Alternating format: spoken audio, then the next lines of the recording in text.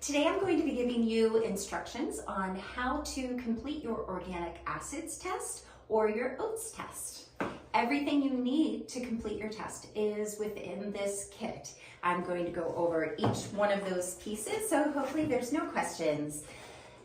When you open your kit, you are going to see this card with a QR code on it. If you are not comfortable with this technology and registering your kit, you can just fill out the registration form that is on the inside. Inside of the box, the first thing you'll find is this very informative booklet. You do want to read this front to back. It has very imperative information about how to collect your sample and foods that you may need to avoid for at least 48 hours before you give your sample. After you have read through that and you are ready to collect your sample, everything you need again is in this box. This is done with a first morning urine collection. So first thing in the morning, you want to collect at least 10 to 20 milliliters of urine inside of this cup. Once you have caught your sample, you want to take your sample and this ice pack and place them directly into the freezer for a minimum of 4 hours before they're shipped. This is a very vital step because it ensures that your sample is still viable when the lab receives it for testing. All of your shipping information is also included in this box. This is a kit that is shipped from home.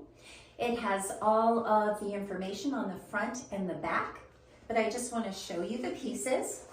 So your frozen sample will go right into this specimen bag. There is a requisition form enclosed inside of this box, and this will let the lab know who the test belongs to, who's ordering the test, and what test is being ordered. This form will have some highlighted areas on it. The only thing that you need to fill out are these highlighted areas. Please don't mark on anything else.